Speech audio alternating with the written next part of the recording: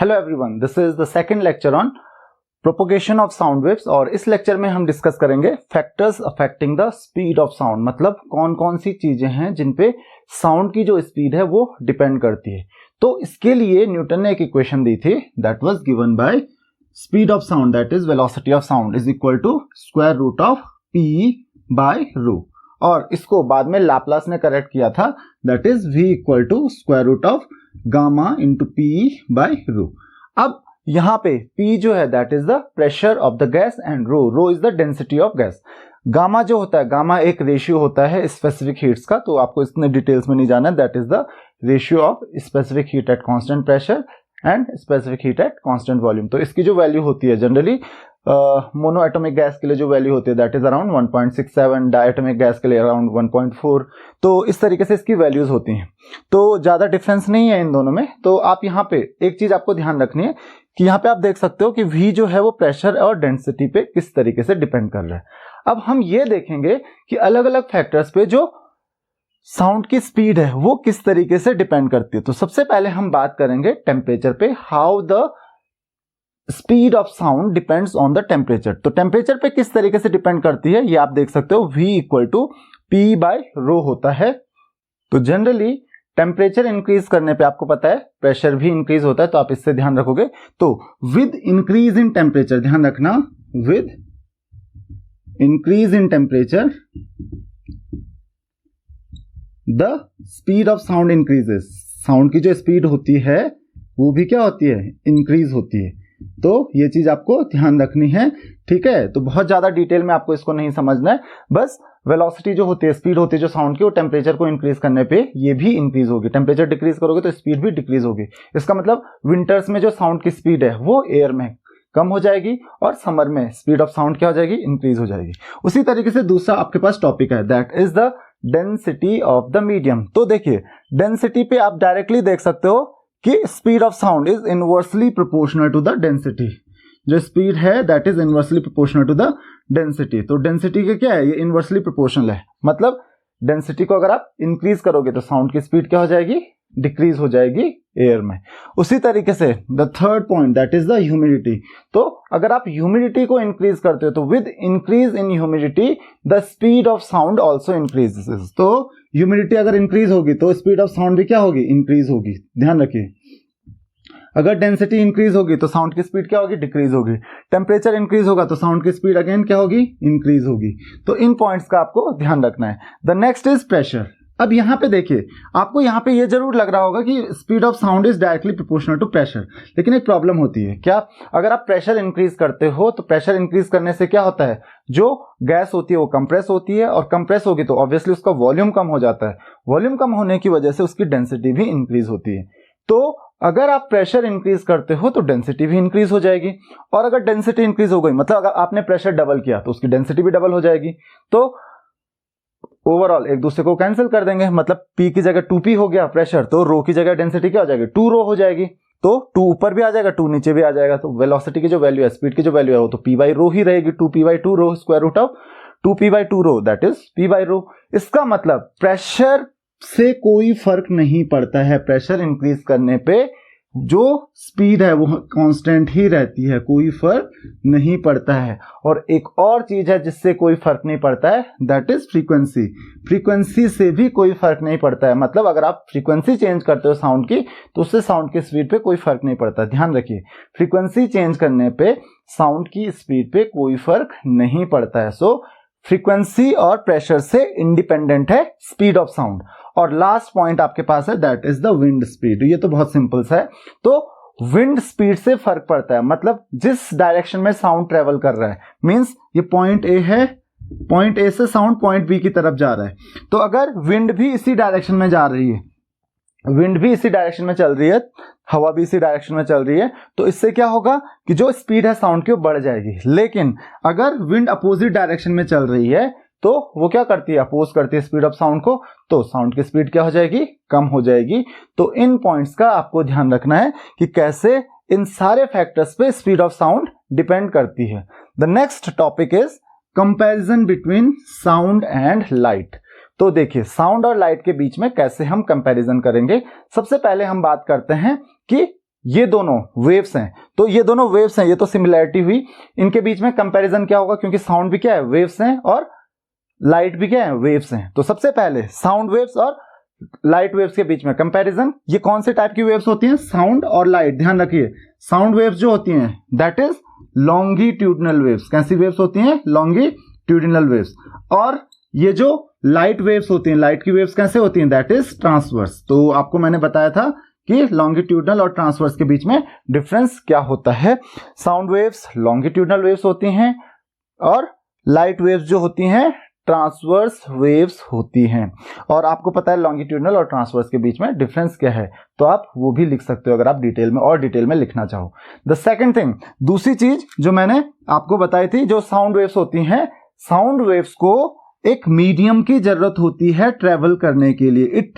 Sound waves always require a medium to travel from one point to other point. मतलब जो sound wave है उसको अगर एक जगह से ए से लेके बी तक जाना है तो उसको मीडियम चाहिए। वो मीडियम कैसा भी हो सकता है, सॉलिड हो सकता है, लिक्विड मीडियम हो सकता है, या गैसियस मीडियम हो सकता है। तो सॉलिड, लिक्विड, गैस, कोई सा भी मीडियम हो, लेकिन मीडियम होना चाहिए। विदाउट मीडियम साउंड जो है वो ट्रेवल नहीं कर सकता है एक पॉइंट से दूसरे पॉइंट तक। अगर आप वैक्यूम में मतलब साउंड को ट्रेवल करवाना चाहो तो खाली जगह पे वैक्यूम में साउंड ट्रेवल नहीं करेगा, कुछ ना कुछ होना चाहिए, एयर होनी चाहिए या फिर कोई गैस होनी चाहिए या सॉलिड या लिक्विड, उसी के थ्रू साउंड ट्रेवल करता है। दूसरी चीज, light does not require any medium to travel, no medium is required. ध्यान रखिए, लाइट को ट्रेवल करने के लिए कोई मीडियम की जरूरत नहीं पड़ती है। तो आपने देखा भी होगा जो सनलाइट होती है, सनलाइट सन से लेके अर्थ तक पहुंचती है, बीच में तो खाली है, एयर तक नहीं है, वैक्यूम है पूरा का पूरा, फिर भी उस वैक्यूम से ट्रेवल होते हुए लाइट यहां तक पहुंचती है। इसका मतलब लाइट को कोई मीडियम की जरूरत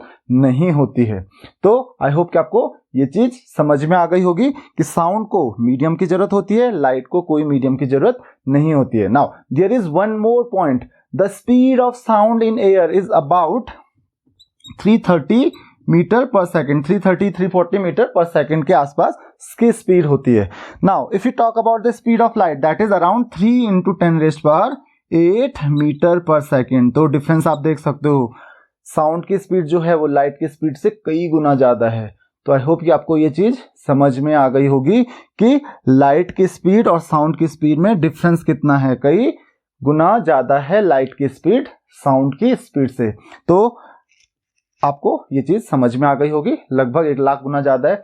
तो इसी वजह से आपने देखा होगा ड्यूरिंग द लाइटनिंग, जब भी लाइटनिंग होती है तो आपने देखा होगा जो साउंड होता है वो बाद में पहुंचता है और लाइटनिंग आपको पहले दिख जाती है। क्यों? क्योंकि जो लाइटनिंग की जो लाइट होती है, लाइट की स्पीड ज्यादा होती है तो लाइट आपकी आइज तक पहले पहुंच जाती है, और साउंड की स्पीड बहुत कम होती है as compare to speed of light, तो वो साउंड आप तक बहुत देर में पहुंचता है। तो इसीलिए आपको लाइटनिंग पहले दिखती है और साउंड जो होता है क्लाउड्स का वो बाद में आप तक पहुंचता है। तो आई होप कि आपको ये चीज समझ में आ गई होगी कि लाइट और साउंड के बीच में डिफरेंस होने की वजह से क्या हो सकता है।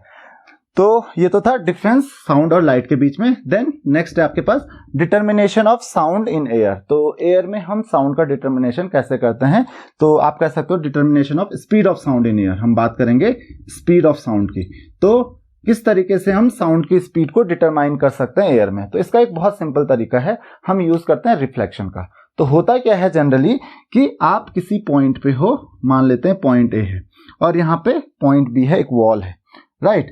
पॉइंट ए और पॉइंट बी के बीच में जो डिस्टेंस है वो मान लेते हैं डी है, दैट इज डी। आप क्या करोगे, आप साउंड स्पीड, आपने साउंड किया, साउंड पहुंचा बी तक और यहां से पॉइंट बी से रिफ्लेक्ट होके फिर वो क्या आएगा, पॉइंट ए तक आएगा। अब आप इसमें टाइम मेजर कर सकते हो कि टाइम कितना लिया इसने। तो मान लेते हैं टी टाइम है, टी क्या है आपके पास, टाइम। टी कौन सा टाइम है, the time required for sound to come back from point B to point A. तो पॉइंट ए से पॉइंट बी तक साउंड गया और फिर बी से वापस ए तक आने में उसको जो टाइम लगा that is the time T. वो टाइम क्या है, टी है। तो आई होप कि आपको ये चीज समझ में आ गई होगी कि टाइम टी क्या है। और दूसरा जो डिस्टेंस ट्रेवल किया, तो डिस्टेंस देखिए, पहले वो डी ट्रेवल किया उसने और फिर से वो वापस आया, तो डिस्टेंस कितना है, 2d। तो 2d क्या हो गया, 2d क्या हो गया, डिस्टेंस हो गया। तो आपको स्पीड ऑफ साउंड पता ही है, speed of sound equal to क्या होता है, speed equal to distance by time. तो इस तरीके से आप जो साउंड की स्पीड है उसको डिटरमाइन कर सकते हो। तो how can you determine the speed of sound in air, वो आपको समझ में आ गया होगा। बहुत सिंपल सा आपके पास एक तरीका है।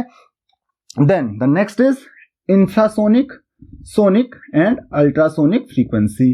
अब देखिए साउंड तो होता है लेकिन साउंड भी बहुत तरीके का होता है and it depends on the frequency of sound. Frequency of sound मैंने आपको बता दिया कि जो पार्टिकल वाइब्रेशन होते हैं पर सेकंड वो कितने होते हैं, that is the frequency of sound. तो ध्यान रखिए इसको हम किस चीज में मेजर करते हैं, हर्ट्ज में मेजर करते हैं या पर सेकंड में मेजर करते हैं। हर्ट्ज और पर सेकंड दोनों सेम होता है। तो अगर हम बात कर रहे हैं infrasonic, sonic and ultrasonic frequency की, तो it depends on the frequency. तो जैसे मैंने बोला कि अगर फ्रीक्वेंसी 20 हर्ट्ज से कम है, अगर 20 हर्ट्ज से कम है frequency is less than 20 hertz, तो इसको हम बोलते हैं इंफ्रासोनिक फ्रीक्वेंसी। क्या बोलते हैं? Infrasonic frequency. नाउ अगर ये 20 हर्ट्ज टू 20,000 हर्ट्ज आपकी फ्रीक्वेंसी होती है साउंड की, then it is called sonic frequency. और अगर ये जो फ्रीक्वेंसी है if it is greater than 20,000 hertz, तो तब इसको हम कहेंगे अल्ट्रासोनिक फ्रीक्वेंसी। तब हम इसको कहेंगे अल्ट्रासोनिक फ्रीक्वेंसी। तो आई होप कि आपको ये चीज समझ में आ गई होगी कि इंफ्रासोनिक, अल्ट्रासोनिक और सोनिक फ्रीक्वेंसीज क्या होती हैं। अब जनरली होता क्या है कि जो फ्रीक्वेंसीज होती हैं साउंड की, आपको सारी की सारी फ्रीक्वेंसी नहीं सुनाई देती हैं। The frequency which is audible is known as sonic frequency. तो सोनिक फ्रीक्वेंसी में जो साउंड वेव्स होती हैं आपको केवल वही सुनाई देगी। दिस इज ऑडिबल, यही आपको सुनाई देगी। इसके अलावा आपको अल्ट्रासोनिक वेव्स की जो फ्रीक्वेंसी होगी, अगर कोई अल्ट्रासोनिक फ्रीक्वेंसी की कोई साउंड वेव्स होंगी तो आपको नहीं सुनाई देगी। अगर इंफ्रासोनिक भी होगी तो भी आपको नहीं सुनाई देगी। ह्यूमन एयर जो होते हैं वो केवल ऑडिबल फ्रीक्वेंसी को सुन सकते हैं। ऑडिबल फ्रीक्वेंसी कहां से होती है?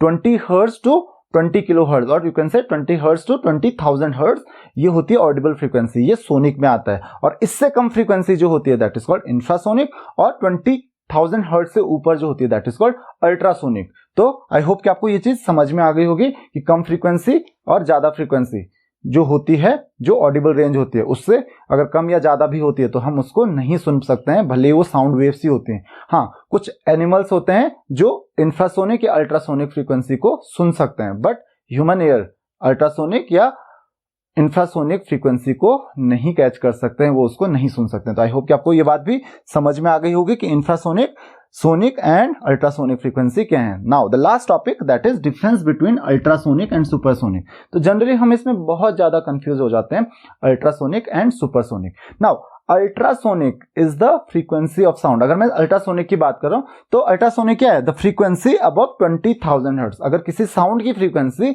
20,000 हर्ट्ज से ऊपर हो जाती है then this is known as ultrasonic. तो इन वेव्स को हम क्या कहेंगे?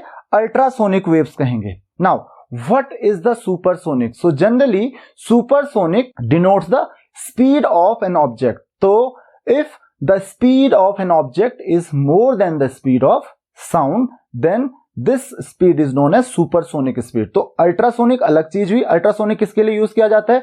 अल्ट्रासोनिक साउंड के लिए ही यूज किया जाता है अगर साउंड की फ्रीक्वेंसी 20,000 हर्ट्ज से ज्यादा है। तो ऑब्वियसली अल्ट्रासोनिक फ्रीक्वेंसी का कोई साउंड होगा तो उसकी स्पीड तो साउंड की जितनी ही होगी।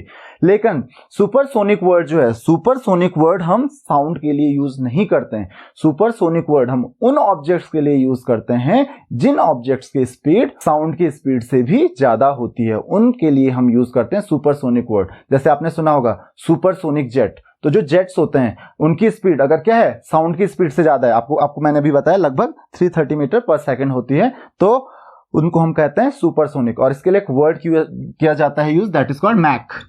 तो इसके लिए एक वर्ड यूज किया जाता है मैक। अगर 1 मैक किया जाता है, 1 मैक का मतलब होता है द स्पीड ऑफ साउंड। तो स्पीड ऑफ 1 मैक की स्पीड का मतलब क्या हुआ? साउंड की स्पीड के इक्वल।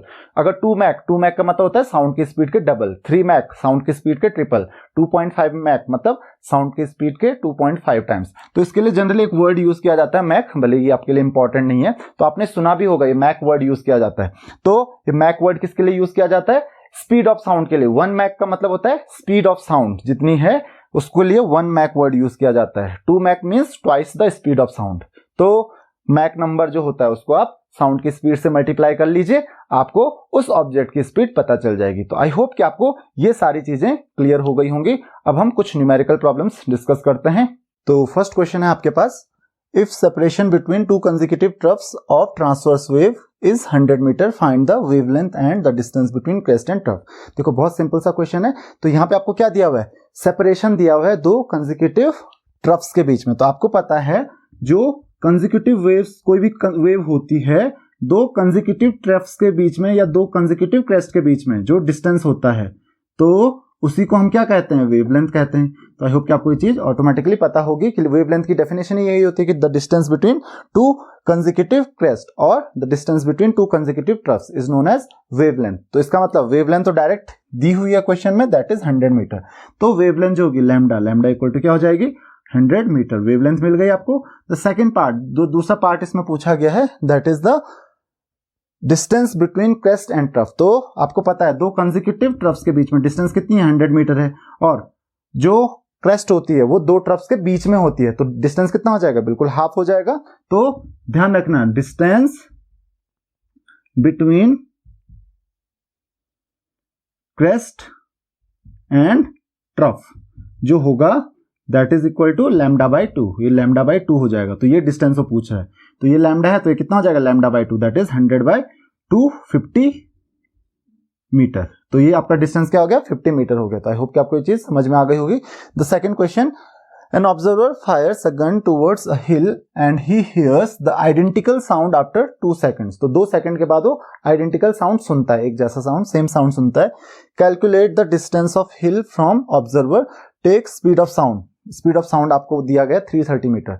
तो आइडेंटिकल साउंड होता है जिसको आप इको कहते हो। तो क्या होता है बेसिकली, इको क्या होता है, रिफ्लेक्शन ऑफ साउंड। तो अगर आपने यहां से साउंड वेव गई, ठीक है ना, हिल पे, तो साउंड वेव गई हिल पे, मान लेते हैं हिल का डिस्टेंस क्या है, डी।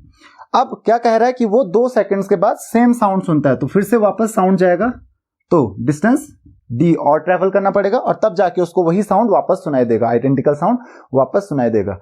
तो मान लेते हैं इफ द डिस्टेंस ऑफ हिल, तो if distance of hill is D, मान लेते हैं क्या, डिस्टेंस ऑफ हिल जो है दैट इज डी। वो कितना है हमारे पास, डी है। तो हमारे पास जो स्पीड ऑफ साउंड होगी v इक्वल टू क्या हो जाएगी, speed of sound that is equal to distance travelled by sound 2d कैसे, d डिस्टेंस, पहले वो साउंड वेव जो होगी हिल तक जाएगी और फिर वापस हिल से उस आदमी तक पहुंचेगी, तो टोटल डिस्टेंस उसको डबल ट्रेवल करना पड़ेगा। 2d divided by time, time कितना हमारे पास 2 सेकंड्स, तो दैट इज 2 सेकंड। तो v आपको ऑलरेडी पता है, यहाँ पे speed of sound v equal to आपको क्या दिया हुआ, v इक्वल टू 330 मीटर पर सेकंड। तो यहाँ पे आप वैल्यू पुट कीजिए, 330 is equal to 2d divided by 2 से 2 कैंसिल, तो d इक्वल टू कितना हो गया हमारे पास, d इक्वल टू 330 मीटर। तो इसका मतलब हिल कितनी दूर है उससे, 330 मीटर की डिस्टेंस पे है। तो आई होप कि आपको ये क्वेश्चन भी समझ में आ गया होगा। The third question is the sound of wavelength 68 centimetre travels 850 metre in 2.5 seconds, calculate the wave velocity and speed of sound. तो देखिए थर्ड क्वेश्चन काफी अच्छा है। तो क्या दिया हुआ आपको, wavelength lambda, lambda equal to कितना दिया हुआ है, 68 सेंटीमीटर। दूसरा आपको क्या दिया हुआ है, ट्रेवल्स 850 मीटर। तो जो डिस्टेंस दिया हुआ है d इक्वल टू कितना है, 850 मीटर। तीसरा क्या दिया हुआ है आपको, टाइम इक्वल टू कितना है, that is equal to 2.5 second. तो ये आपको टाइम दिया हुआ है, और आपको क्या पूछा गया, वेव वेलोसिटी। तो v इक्वल टू क्या हो जाएगा, v equal to distance by time, तो d डिवाइडेड बाय t। तो v इक्वल टू यहां से क्या हो गया, डिस्टेंस कितना है 850 डिवाइडेड बाय 2.5। तो 850 को आप 2.5 से डिवाइड कर लीजिए, तो ये कितना होता है, 25 से आप 8500 को डिवाइड कर लीजिए, तो v इक्वल टू कितना हो गया यहां से, दैट इज 340 मीटर पर सेकेंड। तो यहां से जो आपका आंसर आ रहा है दैट इज 340 मीटर पर सेकेंड। तो ये तो आपका आंसर हो गया, that is velocity, wave velocity.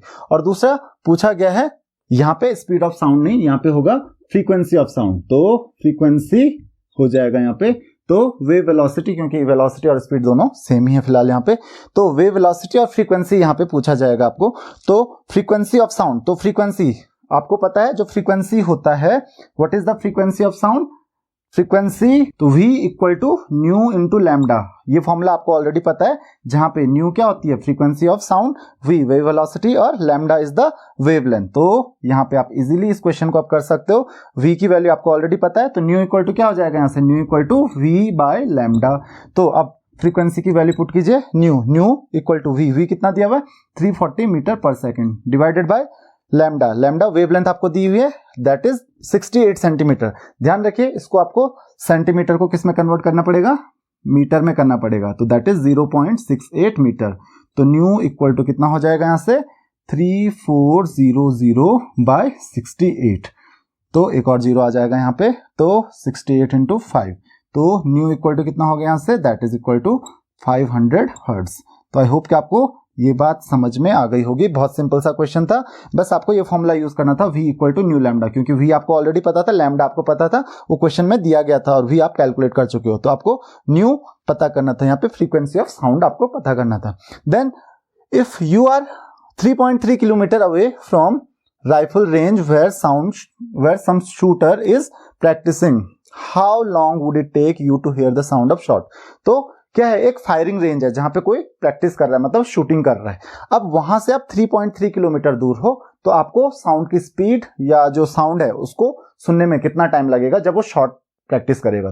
तो यहाँ पे स्पीड ऑफ साउंड जो है, आपको स्पीड ऑफ साउंड जो पिछले क्वेश्चन में दी हुई है वही लेनी है, दैट इज 330 मीटर पर सेकेंड। तो स्पीड जो है ऑफ साउंड, ध्यान रखिए वो वही लेंगे हम, वो जनरली आपको क्वेश्चन में दी रहेगी, स्पीड ऑफ साउंड इतना लीजिए आप, तो स्पीड ऑफ साउंड आप लीजिए 330 मीटर पर सेकेंड। अब आपको क्या पूछा गया है, डिस्टेंस। तो देखिए question number 4, what is the value of D, distance is 3.3 kilometre, 3.3 kilometre, और इसको आप चाहो तो मीटर में कन्वर्ट कर सकते हो, that is D equal to 3300 metre. दूसरा आपको क्या दिया गया है, स्पीड ऑफ साउंड, तो v इक्वल टू क्या दिया हुआ है 330 मीटर पर सेकेंड। तो आपको टाइम कैलकुलेट करना है, तो आपको पता है v इक्वल टू क्या होता है, डिस्टेंस अपॉन टाइम। यहां पे आप 2d मत लिख लीजिए, क्योंकि हम इको की बात नहीं कर रहे हैं, मतलब साउंड पॉइंट ए से पॉइंट बी तक जा रहा है, वापस नहीं आ रहा है, तो यहाँ पे गलती से 2d मत लिखिए आप। तो v इक्वल टू क्या हो जाएगा 330 इक्वल टू डी कितना है आपके पास 3300 बाई टी, तो t इक्वल टू क्या हो जाएगा यहाँ से 3300 बाई 330, तो t इक्वल टू हो जाएगा हमारे पास 10 सेकेंड।